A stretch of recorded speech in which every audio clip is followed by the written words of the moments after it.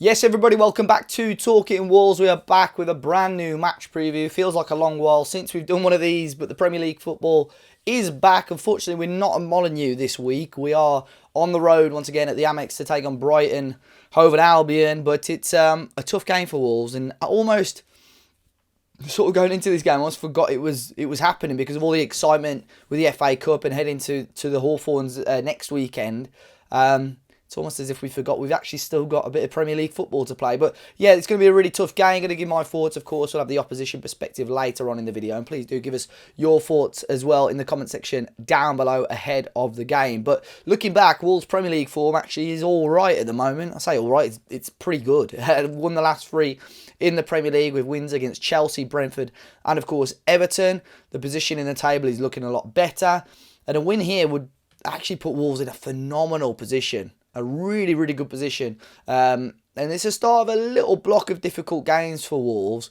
But I am confident with the form that we've got. And you look at Brighton as well, who have been a fantastic team still. Fighting on a lot of fronts. We've still been in the competitions. Zerbi, a phenomenal manager. But they've got a lot of injuries. And I think they're genuinely a team that Wolves can get at with our goal scoring record, their defensive record. They do score goals, but they also concede a lot of goals. So I think it's going to be a very close game and, could really go either way. Gary O'Neill had his pre-match press conference today. Of course, a lot of the topic was about Mr. Nathan Fraser. It sounds like he's going to be sticking around for now, unless Wolves do get another forward in. No real news on transfers imminent as of yet, other than players going out or being recalled. But we'll leave that for a transfer video. But some good news in regards to players potentially starting. He thinks that Pedro Neto and Mario Lemina are both fit enough to start. Mario Lemina is still not 100%, of course, because he was absent for a few weeks due to his personal issues. But Pedro Neto is ready to start. Of course, we've seen him have some decent cameos over the last few weeks or so. So that's a real big boost for Wolves. And I'm really excited to see how we can get on with those players coming back into the side. We look back at the reverse fixture. Brighton came to Molineux quite early on in the season. They beat us 4-1 in the end. In fact, Brighton have got a really good form against us. But I still think that result favoured them. The result definitely did.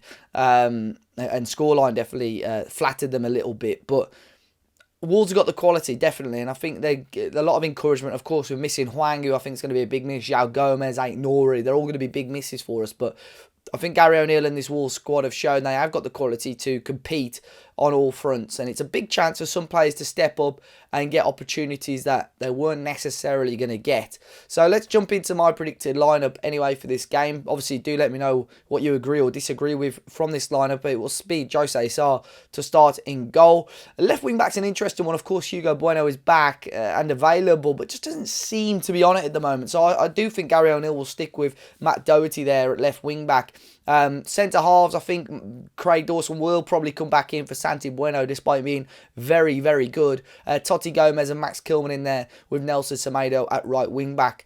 You would assume that Mario Lemina, Gary O'Neill will try and push for him to start in central midfield alongside Tommy Doyle, who's really stepped up over the last few weeks with obviously the absence of both Lemina and João Gomez. And the front three, I would think Neto would be introduced again. So Pedro Neto alongside Pablo Sarabia and Mateus Cunha. Be very interesting to see the positions that those guys are deployed, because Neto really started to thrive on the right hand side.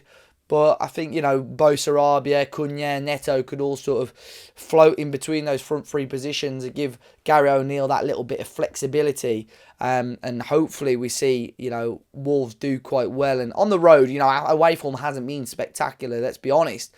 But hopefully the second half of the season we can flip results. We can better results from the first half of the season. This would be a great time to do it. Losing out to Brighton last time, if we can get a point or even the 3 points to better our result from last time out, that'll give Wolves a real boost in the Premier League table. But I did speak to Brighton fan and podcaster Tom Phillips to get his thoughts on the home side, and this is what he said about the upcoming fixture. So then, guys, delighted to have another opposition perspective on today's match preview. Feels like a long time since we've done one of these. I think I had a couple of people send videos in the new year, but delighted to be once again joined with Tom Phillips, Brighton fan. Tom, how you keeping, man? Very good, thank you. Yourself? Yeah, all good, thank you. All good, mate. It's good to have Premier League football finally back. Obviously, we've had a little bit of FA Cup football, a little bit of a break. Interesting season for Brighton so far. I mean, in Europe, doing well, still doing all right in the league, I suppose, as well. But can you give us a very quick summarisation of Brighton's season so far? Yes, so Brighton's season hasn't been without a few headline stories, shall we say. We've got, we've made a massive signing in Ansu Fati in the summer, which is definitely something that no one saw coming, especially during the dying embers of the transfer window. So to have him in our team is fantastic. Having said that, it always seems that with every good, there's always something bad coming for the Albion. It's always very well balanced, very yin and yang. And the issue we've had is injuries. We had at one point 12 players out injured at one point. So that caused Roberto De Zerbi to look around elsewhere. Who else could be serving for fullback roles or defensive roles at the moment? And that's where Jack Hinchelwood has come in, a player who has played central midfield all throughout his whole time at the Albion youth ranks. And he's come up as a left back, right back, makeshift Pascal Gross, James Milner-esque role, shall we say. And he is absolutely shone through. I mean, this is a second or third generation Hinchelwood that has come through the Brighton ranks, which is a lovely local boy story to say the least. In terms of the Premier League, sorry, let me have a glass of water. That's all right, don't In terms of the Premier League, year on year, we're doing more or less the same, which is incredible considering the fact that we've had the injuries that we've had. In Europe, I mean, that was a roller coaster in itself. We couldn't seem to really get our momentum going in the first two matches, and then we just cruised through it for the last four matches and ends up finishing top of the group, which is fantastic. And that saved us two matches in February, which is also why I'm also very pleased that we managed to spank Stoke so that we avoided a FA Cup replay in that sense as well. And it looked like it was going to go that way as well. Fortunately, it didn't, which is fantastic. So there's a lot of things that I'm quite excited about. And the fact that, we've got Enciso coming back, Ansu Fati coming back. We've got a lot of attacking options coming back. Perhaps Stupinan has come back from injury and he's just basically made himself known. I mean, the goal he scored against Spurs was something else, and he did something very similar against Stoke too. So he's definitely got that injury packed away, and hopefully we'll never see that happen again. Because for me, and I know I'm saying it with rose-tinted glasses, but he's the best left back in the division, and I'll say that comfortably. Maybe Andy Robertson and Luke Shaw might have a bit of a competition, but for me, he is the best. And when you watch him play, he's just magnificent to watch. Our fullback situation is interesting though. Tariq Lamptey somehow has managed to get his way over in the Africa Cup of Nations. Apparently, I'm not sure if that's 100% true. I know there is a Lamptey in the Ghana squad, but if it's him, then I'm going to be fuming because the guy's been so injury prone at the moment, and it's left us a little bit of a question mark over the right back situation. And the fact that we're halfway through the January transfer window, we still haven't signed any players. And De Zerbi's made it very clear he wants 3 to 4 new players. Yet to see that happen, and so we're waiting to see what happens in the January transfer window. Tony Bloom hates it. He's made that very clear in the past in media interviews in the Championship. So I'm taking the January transfer with a pinch of salt. But having said that, the real Puskas winner should be coming back to join us in February, which is fantastic. And hopefully, Solly March is the only one that's really going to be out for the rest of the season. Jakob Moder's back, 18 months out, a fantastic midfielder. He's an absolute engine of a player, and he's been playing brilliantly every time De Zerbi calls up on him, considering the fact that when he last played for the Albion before he was injured, Graham Potter was at the helm, and he was destined for a trip to the World Cup. Now he's come in and now he's had to get himself into rehab, and then he's got De Zerbi, a whole new system to learn from as well, and he's fit right in. So it's fantastic to see. So all of our injuries do feel like new signings at the moment. So we'll take that at the very least. Yeah, I mean, it sounds like, that has been, I think we discussed it on our podcast this week about Brighton, because I still think you got to consider, obviously, the extra competition that Brighton are in. I think De Zerbi, like you've said, wants new signings, and sometimes, with injuries and fighting on all fronts, a lot of travelling with Europe, it's very, very difficult. And Wolves are actually only in touching distance still of Brighton. I think, you guys smashed us and Molyneux earlier on in the season. I think you deserve the win. I think the 4-1 flattered you guys just that little bit. But, I think considering the injuries, you guys are still doing a good job. And interesting some of the points that you make there. I think Lamptey going to AFCON, very similar situation to Raul Jimenez with us last year, was injured, really struggled to get fitness, and then went straight into the Mexico squad and went with them to the World Cup, which at the time Lopetegui, who had just come in, really didn't like it. So he didn't really get on too well with Lopetegui, and that's why, his time at Wolves sort of came to an abrupt end. But I mean, what do you think the goals are for Brighton for the remainder of the season? Obviously, you're still in the FA Cup, you're still in Europe, and obviously still in the Premier League as well. Obviously you're going to be in the Premier League, but what's the goals? Is it to go on a cup run? Is it to push in Europe? Is it to qualify for Europe for the Premier League again? I think if you asked every single Brighton fan at the start of the season, I think they'll know that the demand that the European run would have on the squad, on any squad, is one that's very alien to us. So we've always said top eight, a top eight finish we would take, absolutely, and so long on the condition that we actually have a good European run. And I think the fact that we're in the round of 16 is incredible. Now that we've got the options of, the potential that we've got from the people that are in the knockout rounds and who have dropped down from the Champions League stages is incredible. So I'm excited to see what happens next when that draw comes out in February. I do think that, I think if we don't give ourselves a bit of a fighting chance for Europe, we will be disappointed. But I mean, I've always said top eight at the very if we give ourselves a bit of a fight, fantastic. Zerbi says as well with the FA Cup that the semi-final hurt him. I think it hurt a lot of us because we were the better team. United just didn't look like they had a footing at all in that match. So the fact that they managed to go through in the FA Cup final and we didn't really did hurt us. Yes, granted, City were absolutely sensational in that final, but arguably you could say the two best teams weren't in that final if you just looked on that, just based on that. So I think De Zerbi wants a bit of vendetta, and he wants to go that one step further in the cup. And I think he always wants to push for this team to win. I remember when an interview with Lewis Dunk saying like, "Oh, what do you want to do with the Europa League?" And he instantly just said to win. We want to win it. And from someone like Dunkey, for instance, and his mentality's changed massively. And that's down to De Zerbi, because Potter was very sensible in the sense that, we've got to be realistic. We're a bit of a small club, smaller budgets, and we've got big expectations, but at the same time, we've got to be realistic. And that resonated with Dunkey and the other players in the dressing room. But since De Zerbi's come in, he's like, we're going to be winners. And I'm going to push you on for Europe. That's the very minimum. And that's what I expect from you guys. And all of a sudden, I think that there was clearly an uplift in that dressing room, because look what happened last season. I think that's what also has happened this season as well. And I think De Zerbi set the challenge of, I want a trophy.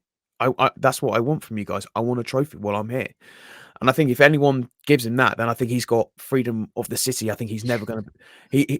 He's never going to get a parking ticket, De Zerbi. I can tell you that now. If he brings a major trophy to Brighton and Hove, that man is going to be, he can't be nicey, but he's going to be treated like an absolute king around here. I tell you that now.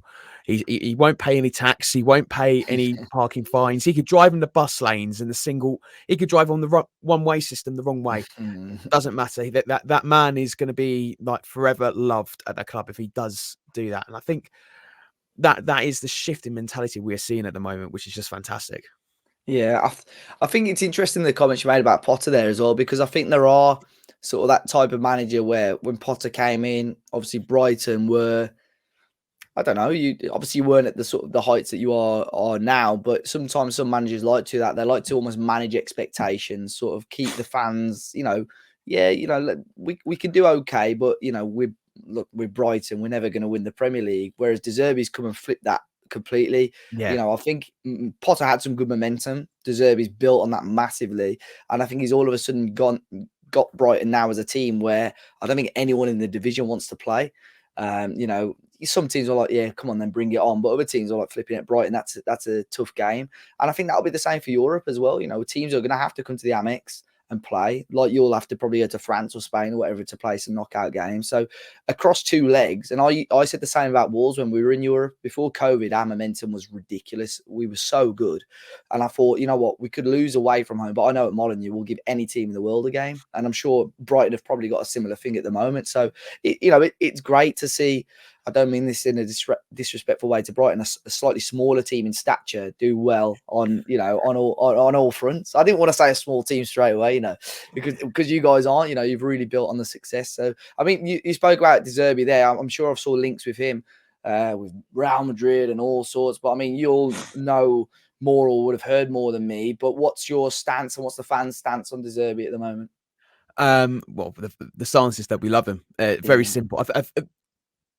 There is also a difference because going back to the whole Potter scene, when he left with Chelsea, we were very, very frustrated because we gave him 2 and a bit years and we can see everything working, but there just wasn't any end product. And we weren't getting the results that we felt like we deserved, and we were dropping points recklessly. And when it finally started to click, that Leicester City match last season, where it was like, yeah, here we go.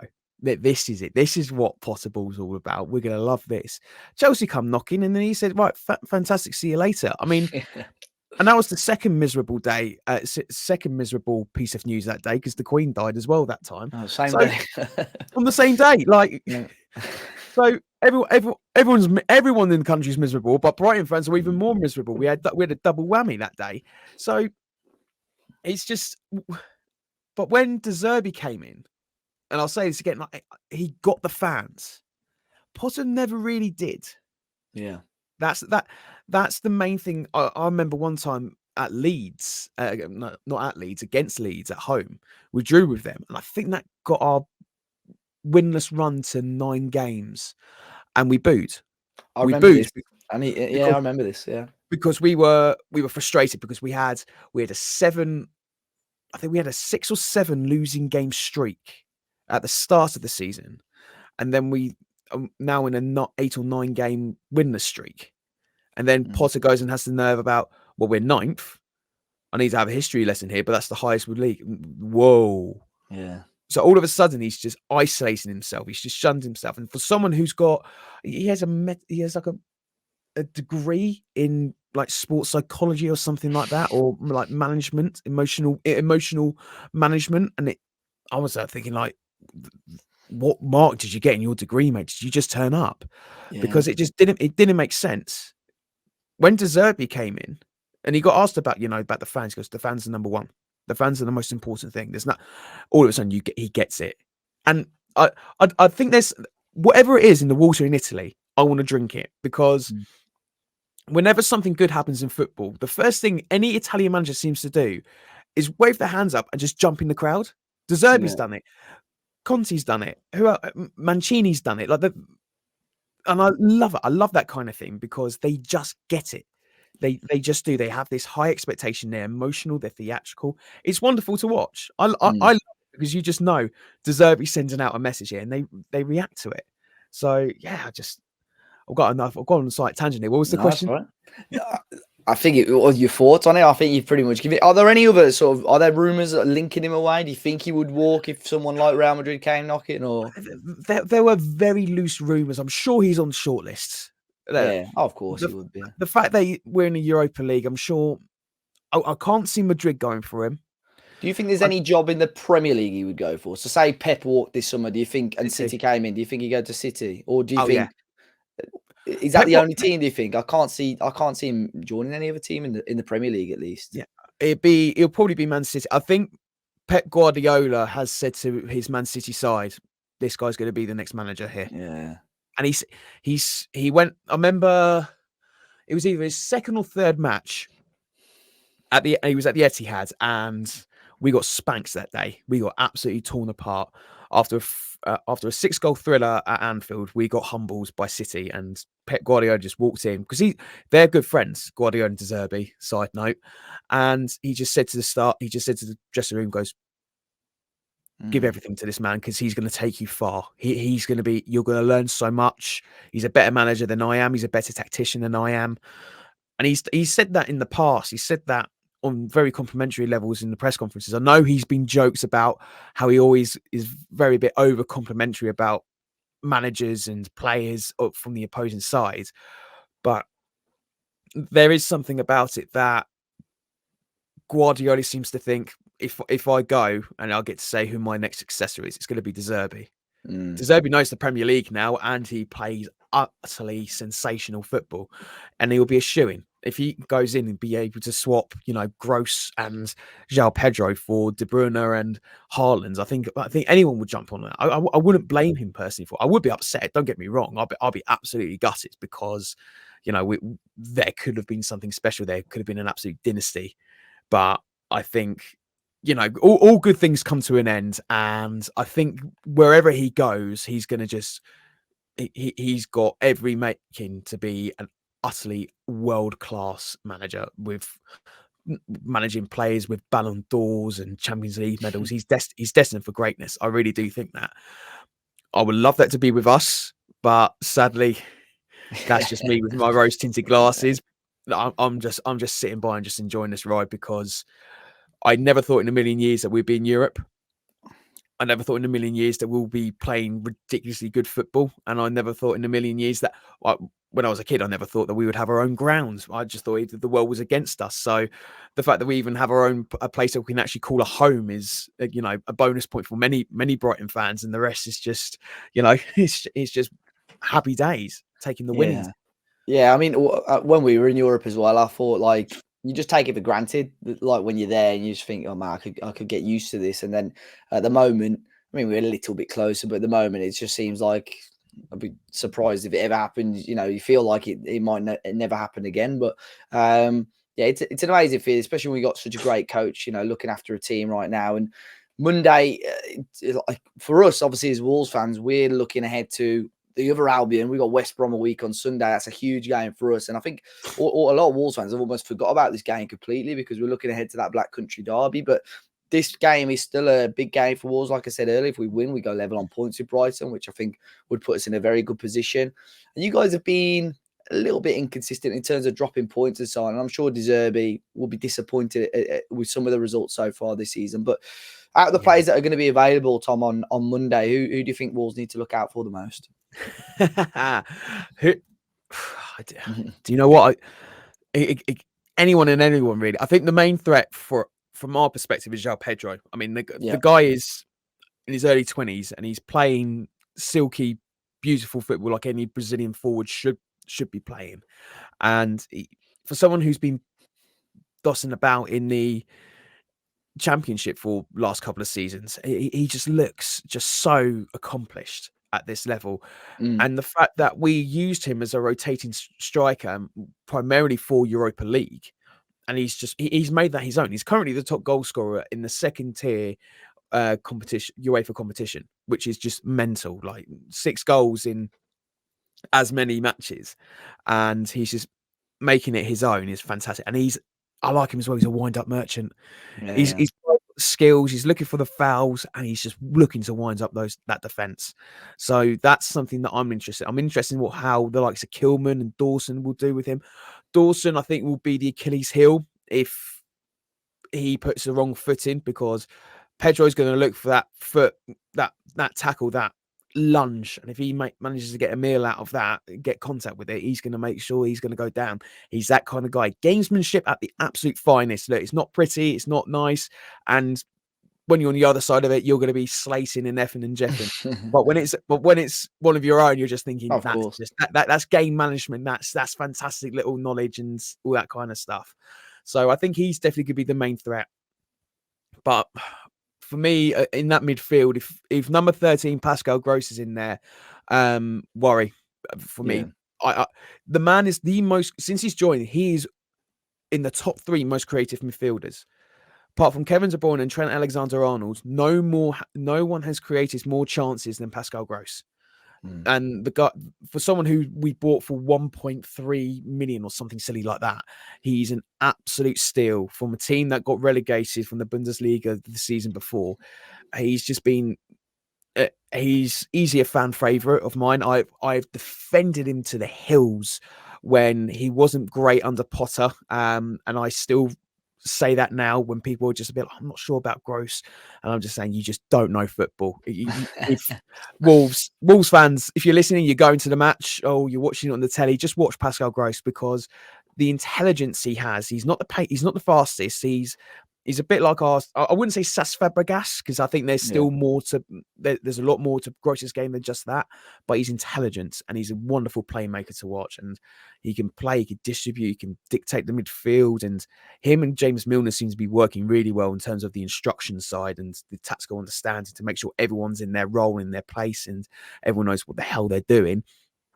And I just love him for that. And I think he's a superb vice captain for us. He's someone that I just really enjoy watching playing football. He's that kind of guy where you just think, yeah, he's not the best on FIFA. You wouldn't really sign him with Football Manager, but you would sign him anyway, just because you know you're happy the fact that he is your favorite. He's that favorite footballer that I just absolutely love.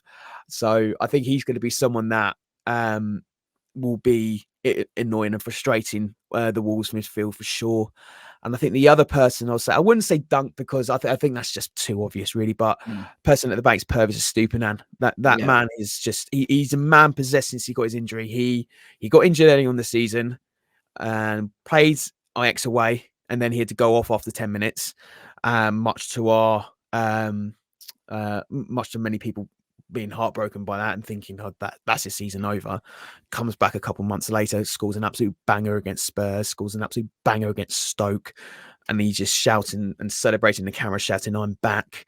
And we're just thinking, like, this guy is just an absolutely sensational play. He's an absolute baller. We absolutely adore him. He's got all the defensive attributes you want. He's not shy to go in for cracking challenge. He's not a dirty challenge either. It's one of those where you swing in from the side, you cut the ball over, the player goes flying, and it's ones that really can get you going, and the other opposition going, oh God, we're screwed on the right wing here. We can't get anything going there. So I think him coming is a real boost, especially now that Matoma and Dingra are now over on international duty for the respective Asia Cup and AFCON, which also means that we have no wide players. We have no recognised wingers in our team. João Pedro probably at a push, but really he's our striker. He's our number 9 for a reason. So we lack a bit in width, but when we do have that width, it's brilliant. But to be fair, it does seem to be working. This narrow formation that De Zerbi seems to have brought in. Modus seems to be playing on the left wing, cuts in a lot more, and it seems to work. We invite Estupiñán to push up. It is enjoyable still to watch, and we're still trying to find those new avenues and those areas to play. Works wonders for Stoke against Stoke. It's still a case of the idea is that we score more than you guys. We don't care if you score 1 or 2. I think it was the ridiculous stat I saw. I think bar one match, both teams to score has happened in every single Brighton Hove Albion match in the Premier League. I think only 2 or 3 matches in all competitions as well. Because we conceded against Stoke. Stoke managed to score against the run of play, which was just unbelievable. So yeah, I think we're going to be in for an exciting match. I think it's never really a dull match. Are you saying like we scored a lot of goals against you, and I do agree with you in the fact that the result definitely flattered us, because I could see what Gary O'Neill was trying to instill into that side, and you're seeing it now. I mean, your recent run is very, very good, and you're not shy of a goal or 2 either.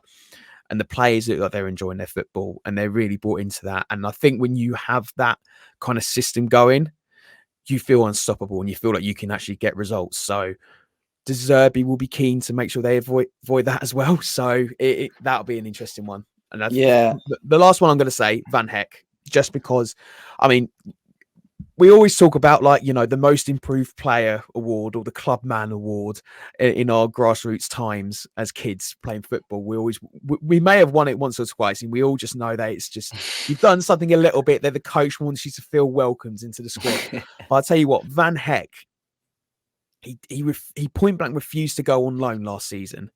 And he said, no, I want to fight for my place. And he had a few games and it just wasn't great. This season, he's been called up to it, and he's just been sensational. Like he looks like someone that makes Van Dijk look poor, to be honest with you. The fact that he's also Dutch as well is an added bonus for that analogy. So he's been someone that is just, he's got a captain material in him as well for such a young player. He's very keen to get involved in the leadership of the team and made himself like a real big dressing room character. And considering who we've got in our squad as well, it's a big claim to make. We've got Adam Lallana, we've got James Milner, Lewis Dunk. They're three big core players who aren't afraid to call out on your BS. And there is this. I don't know if anyone's read the interview or the big piece that the Telegraph did, but we have a strict policy of no dickheads allowed. That's just something that that's big. Then that's something that Matty Ryan said a few years back when he joined the Albion. He said, I like it because there's no dickheads here. So, and I think once you become a dickhead, you're out immediately. Happened with Trossard. Ironically, happened a bit with Matty Ryan. Happened with Roberto Sanchez. So, there is this instill of confidence and like strong leaders in that dressing room. And, Van Heck is one of them. I'm convinced he's going to be the captain whenever he hangs up his boots or he goes off for, a cameo signing for AFC Wimbledon or whatever. Or Todd Bowley decides to buy him for 65 million quid, and we'll be laughing again because Chelsea seems to be very much our favourable third biggest revenue stream at the moment. So I'm looking forward to that summer transfer window happening. So again, there are a lot of players there that I think that Wolves will be looking ahead and either be worried or just kind of like, we need to stop these players for sure. Yeah. I think like you said, always interesting games, exciting games. Unfortunately, the last couple of times, we've been very excited for Brighton fans, scoring lots of goals. I think it was 6-0 at the Amex last year, wasn't it? And 4-1 earlier this year. But I think, Wolves have settled down a lot under Gary O'Neill now. And I think, like you said, the form has improved massively. Tom, if you had to give a score prediction ahead of this game, what do you reckon? I reckon I'm going to go 3-1 the Albion. I think both teams have scored, like you say, safe bet. Wolves are scoring goals as well, which is good, but our away form has not been brilliant. So I think it will be a close game anyway. But we'll wait and see. Tom, thank you very much for jumping on the channel once again. Where can people find you if they wish? Guys, if you can ever want to hear me rant about the Albion, make sure to follow me on X, formerly known as Twitter, at TomJPhillips_. Perfect, mate. Thank you very much. And apart from Monday, all the best for the rest of the season, mate. I'll catch you soon. And you too, mate. Take care. So big thanks to Tom. I'll make sure to leave a link to him and his socials in the in the description. Sorry, down below. Do let me know your thoughts and score prediction. I think I'm going to edge with a 2-1 Wolves win, maybe. I think it'll be close. I think I'll take a point. I think I'll take a 1-1, but I do think I've just got a feeling Wolves get that bit of momentum.